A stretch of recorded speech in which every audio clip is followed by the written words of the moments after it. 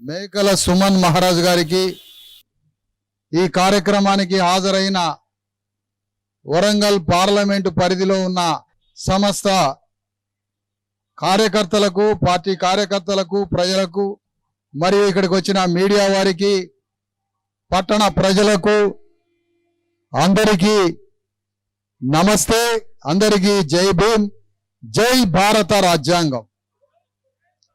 ఈరోజు దేశంలో పార్లమెంట్ ఎన్నికలు జరుగుతూ ఉన్నాయి. మొన్ననే అసెంబ్లీ ఎన్నికలు అయిపోయినాయి, మళ్ళీ ఇప్పుడు పార్లమెంట్ ఎన్నికలు జరుగుతున్నాయి. ఈ పార్లమెంట్ ఎన్నికలు దేనికోసం జరుగుతున్నాయి? ఎవరి కోసం జరుగుతున్నాయి? ఈ పార్లమెంట్ ఎన్నికల యుద్ధం ఎవరి కోసం జరుగుతున్నది? ఎందుకోసం జరుగుతున్నది? అసలు ఈ ఎన్నికలు, ఈ పార్లమెంటరీ ప్రజాస్వామ్యాన్ని డాక్టర్ అంబేద్కర్ భారత రాజ్యాంగం ద్వారా ఆనాడు 1950 జనవరి 26న ఈ దేశాన్ని పార్లమెంటరీ ప్రజాస్వామ్య గణతంత్ర వ్యవస్థగా రూపొందించాడు డాక్టర్ అంబేద్కర్ 1950 జనవరి 26 నుండి.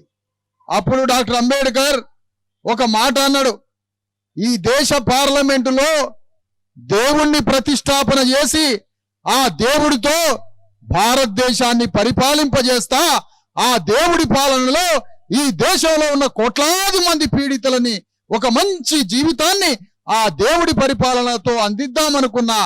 కానీ పార్లమెంటులో దేవుణ్ణి ప్రతిష్టాపన చేద్దామనుకునేసరికి ఆ పార్లమెంటులో దెయ్యాలొచ్చి కూర్చున్నాయి అని చెప్పాడు డాక్టర్ అంబేద్కర్. ఆ రోజు నుంచి ఈ రోజు వరకు పార్లమెంటులో దెయ్యాలే కూర్చుంటున్నాయి తప్ప దేవుళ్ళు కూర్చోట్లేదని ఈ సందర్భంగా మీకు తెలియజేస్తా ఉన్నా. ప్రతి పార్లమెంటు నుంచి దెయ్యాలు పోయి పార్లమెంట్లో కూర్చుంటున్నాయి.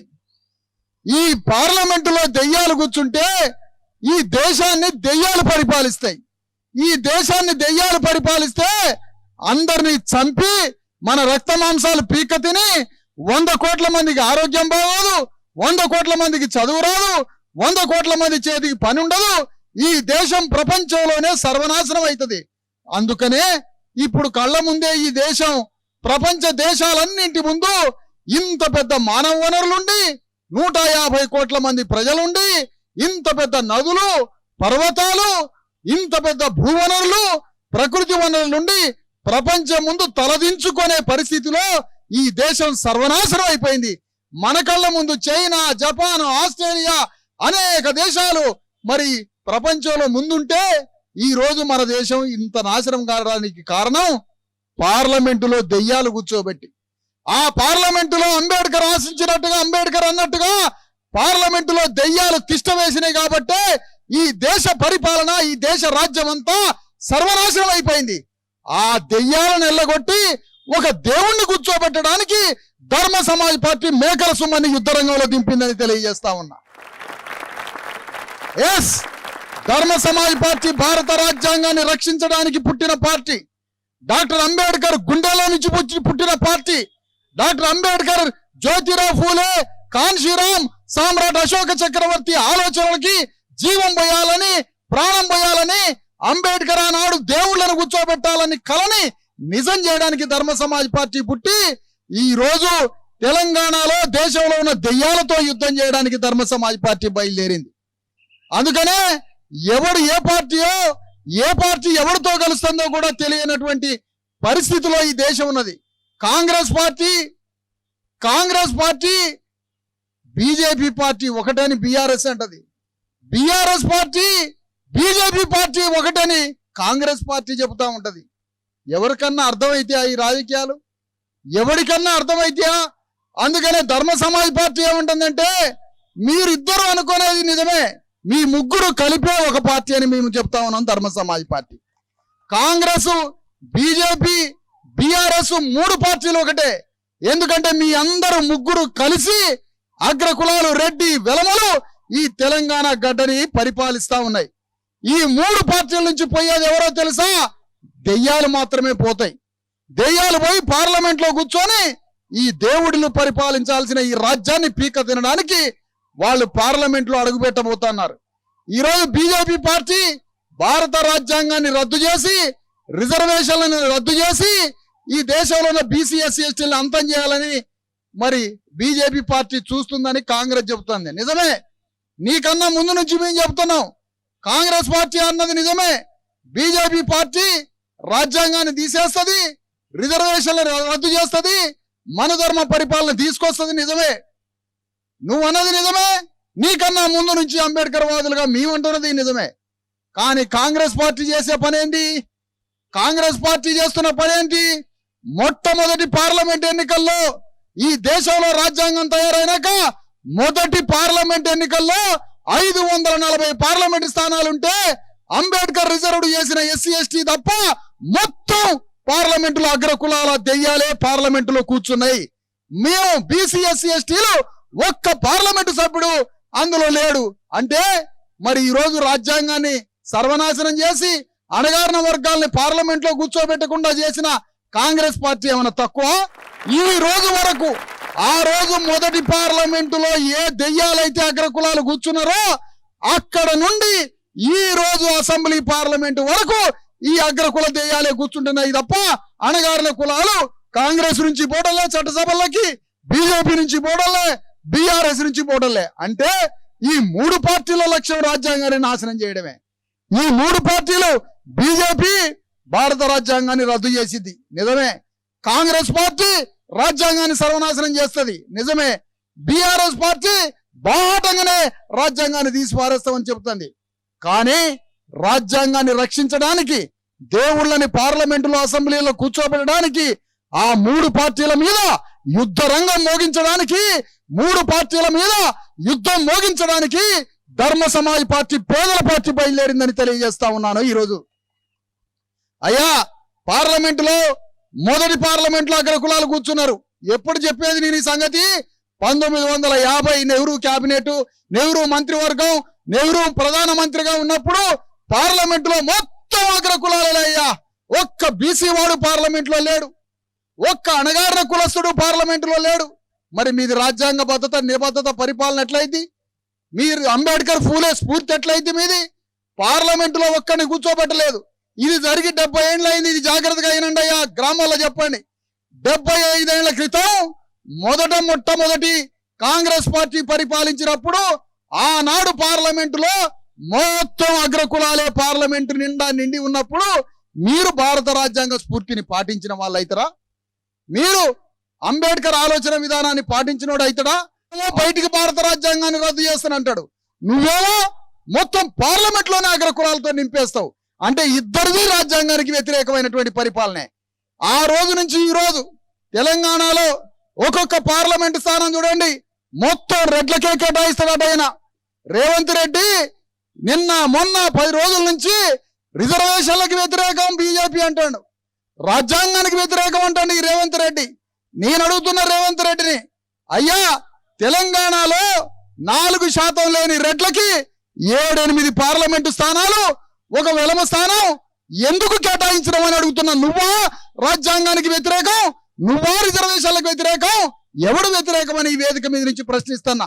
8 పార్లమెంటు స్థానాలు రెడ్లకి కేటాయించడమే అంటే మొట్టమొదటి పార్లమెంటు నెహ్రూ టైం నుంచి రేవంత్ రెడ్డి వరకు పార్లమెంట్ లో ఎవరిని కూర్చోబెడతారు? మీరు అగ్రకులాలను కూర్చోబెడతారు. మరి మేము ఎప్పుడు కూర్చోవాలో పార్లమెంట్ లో? నేను ఈ సందర్భంగా రేవంత్ రెడ్డికి సవాల్ విసురుతున్నా, ఒకటే మాట, నువ్వు పార్లమెంట్ లోకి 4% లేని రెడ్లని, 96% ఉన్నటువంటి బీసీలని పక్కన పెట్టి 4% ఉన్న రెడ్లకి 8 పార్లమెంట్ స్థానాలు, 1/2% లేని ఒక వెలమానికి కరీంనగర్ పార్లమెంట్ స్థానం నువ్వు ఎట్లా ఇస్తావని వేదిక మించి సవాలు విసురుతున్నా నేను. అందుకనే ఇవాళ అడుగుతున్నా రేవంత్ రెడ్డిని, నువ్వు బీసీ ఎస్సీ ఎస్టీలకి గుండు సున్నా కాదు, నువ్వేమంటున్నావు? మోడీ ప్రభుత్వాన్ని గాడిద గుడ్డిచ్చిందని అంటున్నావు.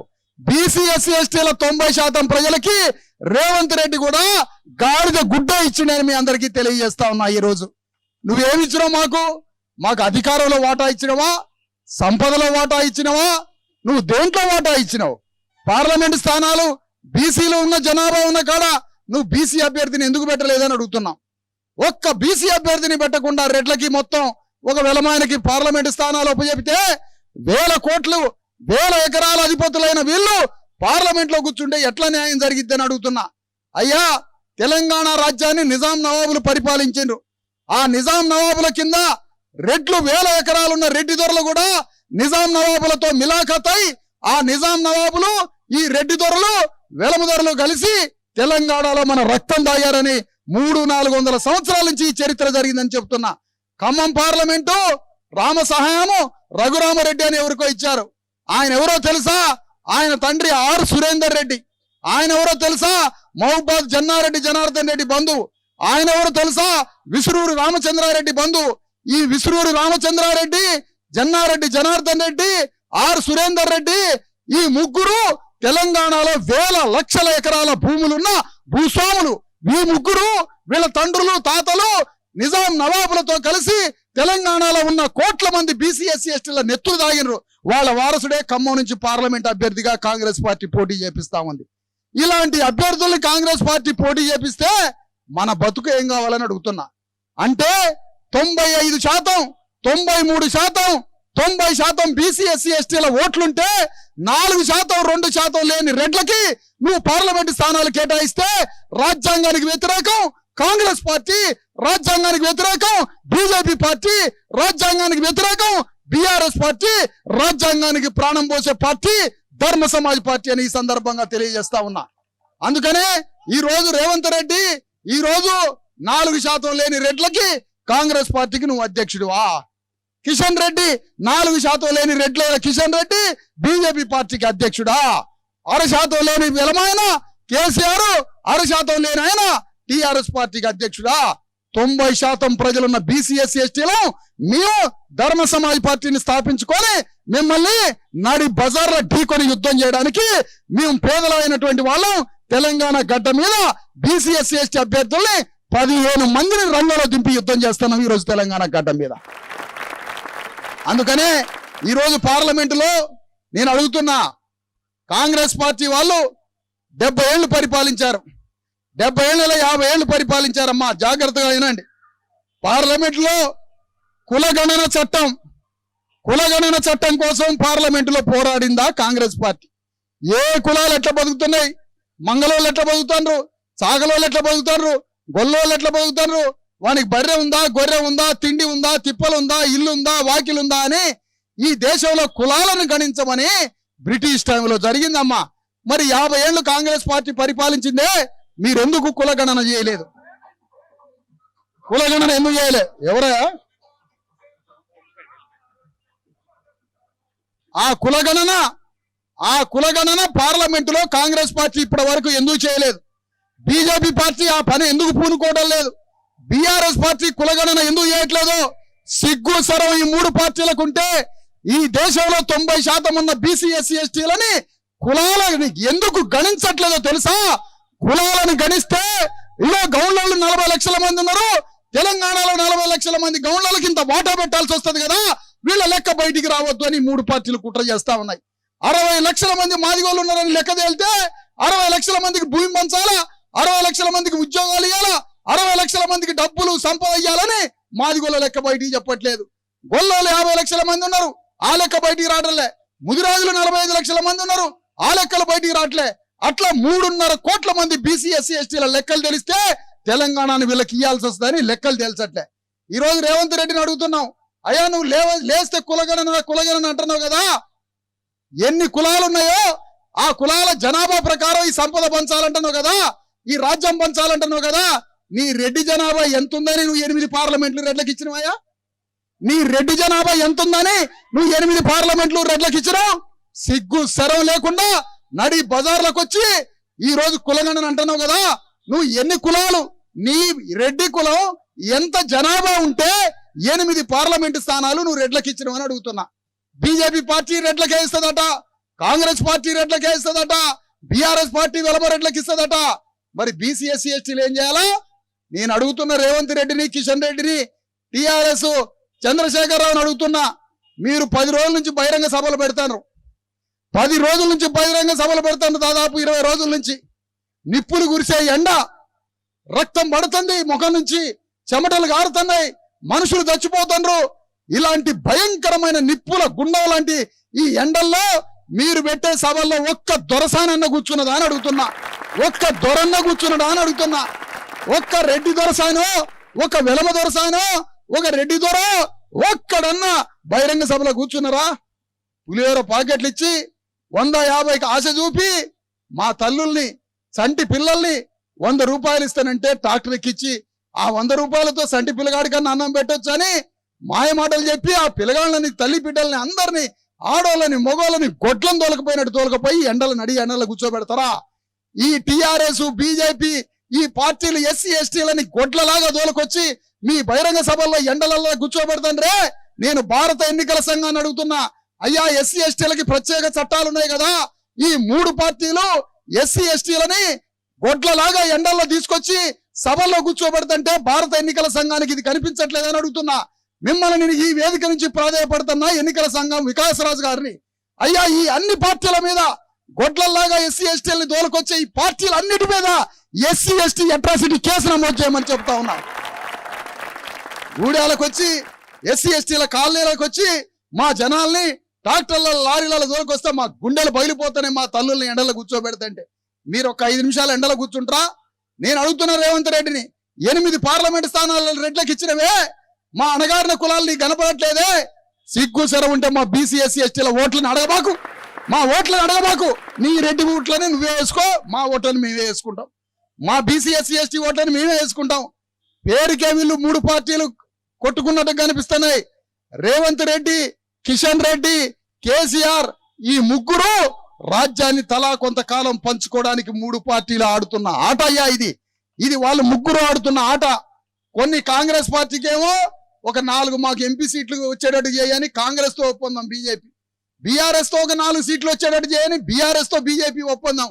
3 పార్టీలు కలిసి 17 పార్లమెంటు స్థానాలని స్థలాయిని పంచుకుంటున్నాయి. హైదరాబాద్ లో ఆయన పోటీ చేస్తాడు, ఆ ఎంఐఎం పార్టీ ఆయన, ఆడ కాంగ్రెస్ పార్టీ ఆయనకే మద్దతు, ఆడ బీఆర్ఎస్ పార్టీ ఆయనకే మద్దతు, అక్కడ బీజేపీ పార్టీ అది కూడా ఆయనకే మద్దతు. ఇప్పుడు ఎవడిది ఏ పార్టీ అయ్యా? ఎందుకో తెలుసా? గట్టిగా నిలబడి వాళ్ళ ముస్లింలందరినీ ఏకం చేయబట్టి హైదరాబాదు ఏకైక పార్లమెంటు స్థానం, హైదరాబాదు పార్లమెంటు స్థానంలో ముస్లింస్ అంతా గట్టిగా నిలబడబట్టి అక్కడ పోటీ చేసే అన్ని పార్టీలు ఆయనకే సపోర్ట్ చేస్తానే ముస్లిం ఆయనకి. కానీ మన బీసీ ఎస్సీ ఎస్టీలు మన ఓటుని అమ్ముకోబట్టి 100కి 50కి సారాకి మాంసానికి మన ఓట్లని అమ్ముకోబట్టి మనందరినీ చీల్చి మనకి ఎవడు సపోర్ట్ చేయట్లే. మన దాంట్లో బడ్డు బైరుగాకి కుల సంఘాలు ఉన్నాయి. మాదిగ సంఘం ఒకటి, మాదిగ దండోరా ఒకటి, బీసీ సంఘాలు ఒకటి.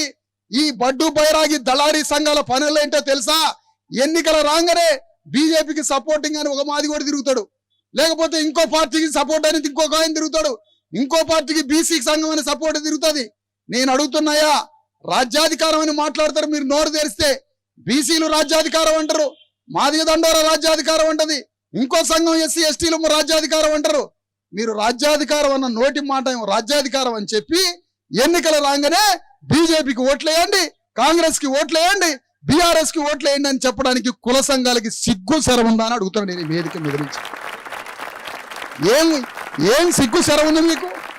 వర్గీకరణ పేరు చెప్పి పలానా పార్టీకి ఓటేయమంటాడు, వర్గీకరణ పార్టీ పేరు చెప్పి పలానా పార్టీకి ఓటేయమంటాడు. సిగ్గు శరం ఉందా? మాదిగల్ల 4 సంఘాలు బయలుదేరి, మాదిగల్ల 4 సంఘాలు బయలుదేరి 4 సంఘాలు 4 పార్టీలకు మద్దతు ఇచ్చుకుంటూ తిరుగుతున్నాయి. రాజ్యాధికారం అనే అర్హత ఉందా మీకు? రాజ్యాధికారం అంటే ఏంటో తెలుసా? బీసీ ఎస్సీ ఎస్టీలమంతా ఒక్కటై మన ఓటును అమ్ముకోకుండా భారత రాజ్యాంగ అంబేద్కర్ సిద్ధాంతాన్ని, ఫూలే సిద్ధాంతాన్ని, కాంశీరాముని గుండెల్లో పెట్టుకొని బరిగీసి అగ్రకుల రెడ్డి వెలమ దొరల మీద ఆ రాజీ పడకుండా చివరి ప్రాణం వరకు యుద్ధం చేసి ముఖ్యమంత్రి మీద పీఠం మీద కూర్చోవడమే రాజ్యాధికార యుద్ధం. అలాంటి యుద్ధాన్ని వదిలిపెట్టి ఈ ఎస్సీ ఎస్టీ సంఘాలు, బీసీ సంఘాలు, కుల సంఘాలు, మాదిగ దండోరాలు అన్ని పార్టీలకి ఓట్లు అమ్ముకుంటా తిరుగుతున్న వాళ్ళని మన ప్రాంతాలకు కూడా రానియకుండా చెప్పు తీసుకొని తరమని కోరుతా ఉన్నాయి వేదిక మీద నుంచి. అందుకనే ధర్మ సమాజ్ పార్టీ తరఫు నుంచి ఇక్కడ పార్లమెంటులో పోటీ చేస్తున్న 15 నియోజకవర్గాల్లో ఇక్కడ వరంగల్ అంటే భూస్వాముల నిలయం. వరంగల్ నల్గొండ సరిహద్దుల్లో ఆ రోజు భూస్వాముల భూముల్లో ఒక రైలు అర్ధగంట ప్రయాణం చేసేదట. అర్ధగంట ప్రయాణం చేసే రైలు ఎవరి భూముల్లో? జన్నారెడ్డి జనార్దన్ రెడ్డి, లింగాల వెంకటరెడ్డి, జన్నారెడ్డి జనార్దన్ రెడ్డి, విష్ణు రామచంద్రారెడ్డి, రామసహాయం సురేందర్ రెడ్డి వాళ్ళ వారసుడే ఖమ్మం నుంచి పోటీ చేసే వీళ్ళ భూములలో. అలాంటి రెడ్లు ఉన్నటువంటి ఈ వరంగల్ మీద సెంటు భూమి లేనివాడు, ఒక్క రూపాయి ఆస్తి లేనివాడు, దేవుడితో సమానమై అంబేద్కర్ లాగా చెప్పినటువంటి దేవుడితో సమానమైన కటిక పేదవాడైన సుమన్ని ఈ అగ్రకులాల మీద వాళ్ళ చెంచాల మీద ఢీకొట్టిస్తున్నావు సుమన్. ఈడ పోటీ చేస్తారయ్యా బీఆర్ఎస్ లో ఒక పోటీ చేస్తాడు సుధీర్ కుమార్ అట. ఎవరో డాక్టర్ సుధీర్ కుమార్. ఎవరి సుధీర్ కుమారు? ఒక వెలమాయన ఆడిచ్చే బొమ్మ. ఒక దళితులకి వరంగల్ పార్లమెంటు స్థానం ఎస్సీలకి అంబేద్కర్ రిజర్వ్ చేసిండు. ఎందుకు రిజర్వ్ చేసిండు? ఇక్కడి నుంచి పార్లమెంటులో అడుగు పెట్టినటువంటి వ్యక్తి వరంగల్లో ఉన్న ఎస్సీ ఎస్టీల యొక్క కష్ట సుఖాలని పార్లమెంటు వేదికగా వినిపించి వరంగల్లో ఉన్న ఎస్సీ ఎస్టీ బీసీ ప్రజల యొక్క మేలు కోరాలా, మన హక్కులు కాపాడుకోవాలని ఇక్కడ ఈ ప్రాంతాన్ని రెడ్లు రాకుండా వెలమలు రాకుండా ఎస్సీలే పోటీ చేయాలని కంచగట్టి వరంగల్ ఎస్సీలకు ఒప్పచెప్పిండు, మహబూబాద్ ఎస్టీలకు ఒప్పచెప్పిండు అంబేద్కర్. కానీ ఇక్కడ ఏం చేశారు రెడ్డి వెలమలు? అరే అంబేద్కర్ ఎస్సీ ఎస్టీలకు ఒప్పచెప్తాడా? అయితే మన ఇంట్లో జీతగాన్ని పెడదాం పార్లమెంట్కి. మన ఇంట్లో జీతగాన్ని ఎన్నికల్లో పోటీ చేపిస్తే ఆ జీతగాడు పార్లమెంట్ లో పోయి మన తరఫున పని చేస్తాడు. ఏముంది అంబేద్కర్ చెప్పిన దానికి ఇరుగుడు ఏముంది? మనం పోటీ చేయనంటే మన ఇంట్లో పనిచేసే జీతగాన్ని పెడదామని చంద్రశేఖరరావు ఇంట్లో పనిచేసే ఆ మాదిగ డాక్టరు ఒక జీతగాన్ని ఆ పార్లమెంట్ వరంగల్ పార్లమెంట్ లో ఒక వెలమదొర దగ్గర ఒక ఉన్న జీతగాన్ని ఇక్కడ పార్లమెంట్ కి పోటీ చేపిస్తున్నాడు. ఈయన గెలిచి ఏం చేస్తాడు? పార్లమెంట్ లో వెలమూల గురించి మాట్లాడతాడా, మాదిగోల గురించి మాట్లాడతాడా? వెలమూల గురించి మాట్లాడతాడు, రెడ్ల గురించి మాట్లాడతాడు, అగ్రకులాల గురించి మాట్లాడతాడు, అణగారిన వర్గాల గురించి మాట్లాడటం. ఎందుకంటే అది అగ్రకులాల పెంపుడు కుక్క కాబట్టి. బీజేపీ పార్టీ నుంచి ఆరూరి రమేష్ అట. ఇంకో విచిత్రం చెప్తున్నా ఈ ఆరూరి రమేష్ గురించి. ఎవడైనా డబ్బులు లేనోడు, ఎవడైనా పేదోడు అగ్రకులాల కింద బానిసగా ఉంటాడు. ఆరూరి రమేష్ అనేవాడు భారతదేశంలోనే విచిత్రం ఏంటంటే ఆరూరి రమేష్ దగ్గర 600 కోట్ల ఆస్తున్న అగ్రకులాల పాదాల దగ్గర ఉండే బానిస అతను. డబ్బులుండి కూడా బానిసే. అదే రెడ్డి దగ్గర పావల లేకపోయినా పంచగట్టుకొని 10 పైసలు లేకపోయినా ఆత్మగౌరవంగా బతుకుతాడు రెడ్డి. అదే ఆరూరి రమేష్ 600 కోట్లున్నా కూడా అగ్రకులాల పాదాల దగ్గర బతికే ఒక బానిస. బీజేపీ పార్టీ నుంచి గెలిచి పార్లమెంటులో ఎవరి కోసం పనిచేస్తాడు ఈ ఆరూరి రమేష్? అగ్రకులాల కోసం పనిచేసే ఒక బానిస, ఒక చెంచా. కాంగ్రెస్ పార్టీ నుంచి పోటీ చేస్తారట ఆ కడియం శ్రీహరి సంబంధించిన కుటుంబం. వాళ్ళని పార్లమెంటులోకి పంపిస్తే ఎవరి కోసం పనిచేస్తాడు? రేవంత్ రెడ్డి కోసం, రెడ్ల కోసం పనిచేసేటువంటి ఒక బానిస. అత్యధికంగా చదువుకున్న ఒక స్మార్ట్ బానిస ఇండియాలో ఎవడన్నా ఉన్నాడంటే, బాగా చదువుకొని ఉన్నతంగా కనిపిస్తూ స్మార్ట్ బానిస ఎవరన్నా ఉంటే భారతదేశంలో కడియం శ్రీహరి మొదటి బానిస. ఆయన ఏదో ఒక మేధావిలాగా స్మార్ట్ గా కనిపిస్తాడు కానీ పచ్చి బానిస. ఈ తెలంగాణలో వరంగల్లో ఎస్సీ ఎస్టీ బీసీలని ఇన్ని సంవత్సరాలు చదువు లేకుండా, ఇన్ని సంవత్సరాలు ఆరోగ్యం విద్య లేకుండా, ఇన్ని సంవత్సరాలు మన బతుకులు ఇట్లా కావడానికి కారణం ఒక కడియం శ్రీహరి అనే 25 ఏళ్ళు తెలుగుదేశం పార్టీలో వివిధ పార్టీలో మంత్రి పదవులతో, ఉప ముఖ్యమంత్రి పదవితో మరి ఊగినటువంటి ఈ కడియం శ్రీహరే మన పేదరికానికి కారణం. ఒక కాంగ్రెస్ పార్టీయే మన పేదరికానికి కారణం. ఒక బీజేపీ పార్టీ ఎప్పుడో అటల్ బిహారీ వాజ్పేయి సమయంలో ఇక్కడ ఒక ఆయన గెలిచిండు పార్లమెంట్ నుంచి, అగో అతను బాధ్యుడు. ఈ 3 పార్టీలు వరంగల్ జిల్లాలో పోతే గోసులు పెట్టుకొని బక్కటి ఎముకలతో చదువు సంధ్య లేకుండా అక్కడ ఇక్కడ పనిచేసేటువంటి ఒక శ్రామిక జీవులు బీసీ ఎస్సీ ఎస్టీలు వరంగల్ జిల్లా. మన బతుకులు ఎవడన్నా మార్చిండా? పార్లమెంట్లో పోయి మన గురించి బల్లగుద్ది మాట్లాడి చట్టాలు తీసుకొచ్చిండా? మనందరికీ వైద్యం ఉచితంగా ఉండాలని పార్లమెంటులో బిల్లు తీసుకురానోడు ఎందుకు పోటీ చేస్తాడు? సిగ్గు శరం ఉంటే మనం ఓట్లేస్తాం వాళ్ళకి.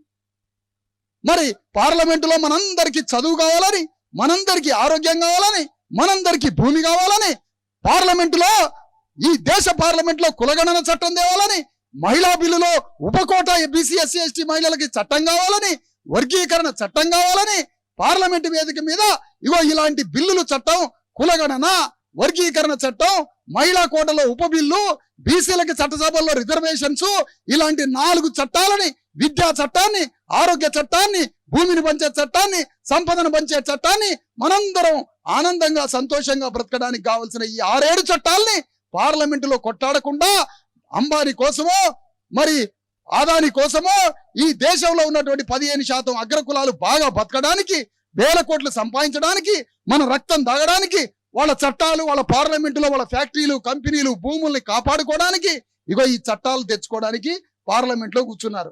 అందుకని అంబేద్కర్ ఉత్తగంలే వీళ్ళు దెయ్యాలు అన్నాడు. నిజమే దెయ్యాలే. ఈ దెయ్యాల వల్లనే మన బతుకులు ఇట్లన్నాయి. ఆ దెయ్యాల ప్రాణం తీసి దేవుడైన సుమన్ని పార్లమెంటుకి పంపిద్దామని ఈ వేదిక మించి కోరుతా ఉన్నా. అందుకనే ఎలక్షన్ కమిషన్ నుంచి చెప్పుల గుర్తు కేటాయించింది. ఎందుకంటే ఈ చెప్పులు తీసుకొని కాంగ్రెస్ పార్టీని, ఈ చెప్పులు తీసుకొని బీజేపీ పార్టీని, ఈ చెప్పులు తీసుకొని బీఆర్ఎస్ పార్టీని, 3 పార్టీల చెంపలు పగలగొట్టడానికే చెప్పుల గుర్తు కేటాయించింది మనకి. అందుకనే ఈ చెప్పులతో అగ్రకుల ఆధిపత్యాన్ని, ఈ చెప్పులతో అగ్రకుల ఆధిపత్యాన్ని కొద్దిగా బేస్ పెంచు బాబు, చెడగొట్ట బాబు ఫోన్ని. ఈ అగ్రకుల ఆధిపత్యాన్ని చెప్పులతో కొట్టమంటన్నా, చెప్పులతో తరమంటన్నా. మీ ప్రాంతానికి అగ్రకుల పార్టీలు వస్తే చెప్పు చూపియమంటన్నా, కాలు తీసి చెప్పు, కాలుకున్న చెప్పు తీసి చూపియండి. ఆత్మగౌరవం అంటే కాళ్ళకున్న చెప్పులు తీసి చూపియాలి.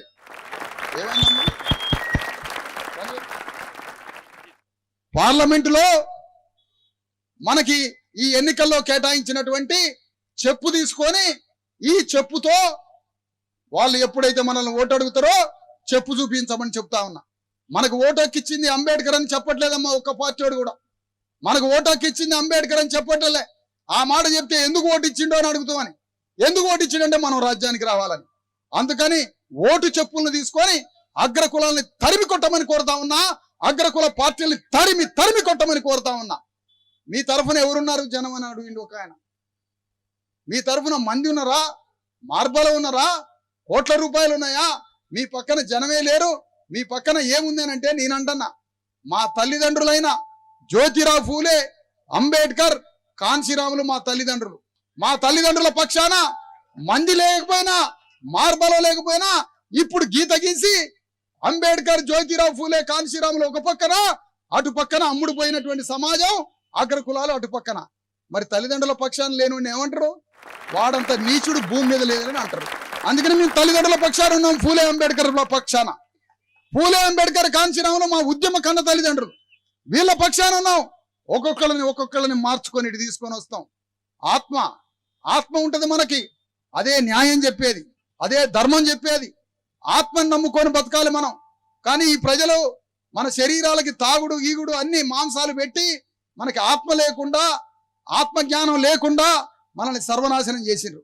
అందుకనే ఇప్పుడు మనం అంబేద్కర్, ఫూలే తోటే ఆత్మని కట్టుకొని, ఈ ఆత్మతోటి అంతరాత్మతో ఆలోచించి ధర్మ సమాజ్ పార్టీ చెప్పుల గుర్తుకు ఓటేసి మన మేకల సుమన్ని పార్లమెంటుకు పంపించి ఆ పార్లమెంటు వేదిక మీద అప్పుడు పోరాడదాం. సుమన్ ఎంత ఎత్తున్నాడు అని అంటారు. సుమన్ కరెక్ట్గా రేవంత్ రెడ్డి ఎంత ఎత్తున్నాడో అంత ఎత్తున్నాడు. అందుకని ఎత్తు కాదు ఇక్కడ సమస్య, ఎత్తు అసలే కాదు. అందుకనే పై ఎత్తేయడమే రాజకీయాల్లో, పై ఎత్తేయాలి, ఉన్న ఎత్తు కాదు ఇక్కడ. అందుకని మనమంతా ఈ పార్లమెంట్ ఎన్నికల్లో పోటీ చేస్తున్నాం. 15 స్థానాల్లో పోటీ చేస్తున్నాం. ఈ 15 స్థానాల్లో మన అభ్యర్థులకి ఓటేయాలని కోరుతున్నా. వరంగల్ పార్లమెంట్ ఎస్సీలకు రిజర్వ్డ్ అయింది, మహబూబాద్ పార్లమెంట్ ఎస్టీలకు రిజర్వ్డ్ అయింది, వరంగల్ పార్లమెంట్ రిజర్వ్డ్ అయింది. ఎస్సీలకి, బీసీలకి, అణగారిన వర్గాల హక్కులు కాపాడటానికే ఆనాడు పార్లమెంటు కొన్ని నియోజకవర్గాలను, 88 నియోజకవర్గాలను ఎస్సీ ఎస్టీలకు కేటాయిస్తే అందులో వరంగల్ ఒకటి. ఇలాంటి వరంగల్లో ఉన్న పేదరికాన్ని, వరంగల్లో ఉన్నటువంటి ప్రజల అనారోగ్యాన్ని, వరంగల్లో ఉన్న నిరక్షరాస్యతని, వరంగల్లో భూమి లేని నిరుపేదరికాన్ని, ఈ దరిద్రాన్ని మొత్తాన్ని పారదోలి ఇక్కడ భూస్వాములుగా బతికినటువంటి లక్షల కోట్ల ఎకరాల భూములు ఉన్నటువంటి అగ్రకులాల మేడలు ఇలా బేగంపేట చుట్టుపక్కల ఇక్కడున్న భూస్వాములు తమ భూముల్ని సీలింగ్ లో, వాటిలో వీటిలో అనేక పేర్లతో భూముల్ని మార్చుకొని ఆ డబ్బుతో హైదరాబాదు, సికింద్రాబాదు, బెంగళూరు మొత్తం ప్రధానమైనటువంటి ప్రపంచ పట్టణాల్లో ఈ భూముల్ని ఆస్తులుగా మార్చుకున్నారు. మనం ఒంటి మీద బట్ట లేకుండా, ఆరోగ్యం బాగా లేకుండా మనం మరణిస్తుంటే వాళ్ళు ఎదుగుతా ఉన్నారు. నేను అడుగుతున్నా, ఆనాడు ఆంధ్ర వాళ్ళకి ఇక్కడ ఏం పని అని ఎల్లగొడితే చంద్రబాబు నాయుడు పరారాయండు, జగన్ పరారాయండు, అగ్రకులాలు మొత్తం పరారయ్యి అలా ఆంధ్రాలో పోటీ చేస్తున్నారు. ఆంధ్ర వాళ్ళకి ఇక్కడ ఏం పని అనేసరికి ఆంధ్ర వాళ్ళు పరారాయండు. నేను ఈ వేదిక మించి అడుగుతున్నా, అగ్రకులాలకి ఈ రాజకీయాలతో ఏం పని అని అడుగుతున్నా.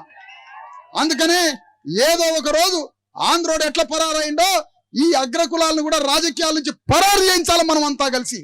ఎందుకంటే ఈ ఓట్లు వచ్చింది మన కోసం, ఈ ప్రజాస్వామ్యం వచ్చింది మన కోసం, ఈ ఎన్నికల ప్రక్రియ వచ్చింది మన కోసం, ఈ గణతంత్ర వ్యవస్థ వచ్చింది మన కోసం. అంబేద్కర్ రూపొందించిన పార్లమెంటరీ గణతంత్ర ప్రజాస్వామ్యాన్ని రూపొందించింది 90% బీసీ ఎస్సీ ఎస్టీల ప్రజల కోసం. అన్ని దేశాల్లో పరిడి వెళ్ళింది ప్రజాస్వామ్యం. రాజులు కూలిపోయారు, రాజ్యాలు కూలిపోయినాయి, భూస్వాములు కూలిపోయారు, రాజే దైవాంశ సంభూతుడన్న ప్రక్రియ కూలిపోయి ప్రజలే ప్రభులుగా మారారు. అన్ని దేశాల్లో, అమెరికా, లండన్, మిగతా సమస్త దేశాల్లో ప్రజాస్వామ్యం ప్రాణం పోసుకుంది. కానీ మన దేశంలో మళ్ళా ప్రజాస్వామ్యంలోకి ఈ దెయ్యాలు దేవుడు ముసుకేసుకొని వచ్చి వేల ఎకరాలున్న భూములున్న భూస్వాములే ఇగో అన్ని చోట్ల రెడ్లు వచ్చి పోటీ చేస్తున్నారు. ఒక్కొక్క పార్లమెంట్ అభ్యర్థిని చూస్తే 1000 కోట్ల ఆస్తి, 2000 కోట్ల ఆస్తి, 100 ఎకరాల భూములు, ఒక్కొక్క పార్లమెంట్ అభ్యర్థికి 1000 కోట్ల ఆస్తులు. ఎక్కడి నుంచి వచ్చినాయి ఈ డబ్బులు? ఎక్కడి నుంచి వచ్చినాయి ఈ 1000 కోట్ల ఆస్తులు? మా రక్తం చిందబట్టి, మా శ్రమ చేయబట్టి 2000 సంవత్సరాల నుంచి తెలంగాణలో ఉన్న 10,000 గ్రామాలకి మా నెత్తురు చిందబట్టి, మేము రాళ్లు కొట్టబట్టి, మేము భూమిలోకి పోయి ఆ బొగ్గును దియ్యబట్టి, మా శ్రమతో మా రక్తంతో 10,000 గ్రామాలను కట్టి, తెలంగాణను కట్టి, మా ఊపిరితిత్తులు పగిలిపోయి మాకు టీబీ రోగం వచ్చి మేము చచ్చిపోతే మీరు భూస్వాములుగా, పెట్టుబడిదారులుగా, లక్షల కోట్ల అధిపతులుగా ఎదిగి మళ్ళా ఈ ఎన్నికల్లో జొరబడి పార్లమెంటులో మళ్ళీ మా ఓట్లకు 100-500 ఇచ్చి మళ్ళా పార్లమెంట్లోకి పోయి మళ్ళా మీ ఆస్తులు రక్షించుకుంటూ, ఈ ప్రక్రియకి రేవంత్ రెడ్డి ప్రతినిధి, ఈ ప్రక్రియకి కిషన్ రెడ్డి ప్రతినిధి, ఈ ప్రక్రియకి ఫలానా కేసీఆర్ ప్రతినిధి. ఇదా మీ రాజకీయం? మీరు చెప్పే మాటలు రాజ్యాంగం గురించా? మీరు చెప్పే రాజ్యాంగం మీరు అంబేద్కర్ గురించా? దేవుళ్ళు దెయ్యాలు దేవుడి గురించి మాట్లాడినట్టుగా ఈ 1000 ఎకరాలు, ఈ 1000 కోట్లు, ఈ లక్షల కోట్లు ఉన్నటువంటి ఈ రెడ్డి భూస్వాములు, వెలమ భూస్వాములు మీరే వచ్చి పార్లమెంట్ లో పోటీ చేసి మళ్ళీ మీరే రాజ్యాంగం గురించి మాట్లాడతారా? సిగ్గు శరం ఉన్నదా అని అడుగుతున్నా. మీకు సిగ్గు శరం ఉందా అని అడుగుతున్నా. రాజ్యాంగం గురించి మాట్లాడాల్సిన అర్హత ఎవరికి ఉంది? పార్లమెంట్ గురించి మాట్లాడాల్సిన అర్హత ఎవరుంది? గణతంత్ర ప్రజాస్వామ్యం గురించి మాట్లాడిన అర్హత ఎవరికి ఉంది? ఒక్క ధర్మ సమాజ్ పార్టీకి ఉన్నది, మాకు మాత్రమే. అందుకనే ఇక బంద్ చేయండి. 3 పార్టీలు ఒకటే, కాంగ్రెస్, బీజేపీ, బీఆర్ఎస్ 3 పార్టీలు ఒకటే. ఆ 3 పార్టీలతో గీత గీసి బరిగీసి ఈ బరిలో యుద్ధం చేయడానికి ధర్మ సమాజ్ పార్టీ నిలబడింది. అన్ని పార్లమెంట్ స్థానాల్లో పోటీ చేస్తాం, రాబోయే ఎమ్మెల్సీ ఎన్నికల్లో పోటీ చేస్తాం, రాబోయే గ్రామాలలో రేపు జరగబోయే స్థానిక సంస్థల ఎన్నికల్లో పోటీ చేసి బరిగీసి కొట్లాడటానికి తెలంగాణలో ఉన్న బీసీ ఎస్సీ ఎస్టీ మత మైనారిటీల ఆత్మగౌరవం కోసం, 90% మంది ప్రజల ఆత్మగౌరవం కోసం యుద్ధం చేయబోతున్నాం. వరంగల్లో పోటీ చేసే ఆ కడియం శ్రీహరి కుటుంబం వాళ్ళు గాని, లేకపోతే బీఆర్ఎస్ కి సంబంధించినటువంటి అభ్యర్థి గాని, బీజేపీ అభ్యర్థి గాని, వీళ్ళ ముగ్గురు పేరుకి మాత్రమే ఎస్సీలు, పేరుకు మాత్రమే మాదిగలు, మాలలు, బైండ్లలు, వీళ్ళు పేరుకు మాత్రమే.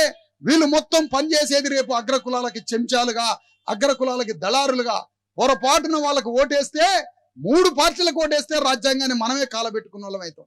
3 పార్టీలకు ఓటేస్తే మన అంబేద్కర్ని మనమే కాలబెట్టుకున్న వాళ్ళం అవుతాం. ఆ 3 పార్టీలకి ఓటేయకుండా ధర్మ సమాజ్ పార్టీకి ఓటేస్తే అంబేద్కర్ని ప్రాణం పోసిన వాళ్ళం అవుతాం. అంబేద్కర్ ఈ విషయాలు మొత్తం గ్రామాల ప్రచారం చేయండి, చెప్పు గుర్తు మీద ఓటేయండి, అగ్రకులాలకి చెప్పు చూపియండి అని కోరుకుంటూ, ఈ సందర్భంగా మన మేకల్ సుమన్ చెప్పు గుర్తు మీద ఓటేసి మన వాడిని, అభ్యర్థిని ఈ ఎన్నికల్లో ఓట్లేసి మంచి మెజారిటీతో గెలిపించాలని కోరుతూ మీ అందరి దగ్గర సెలవు తీసుకుంటున్నా. జై భీమ్, నమస్తే, జై భారత రాజ్యాంగం.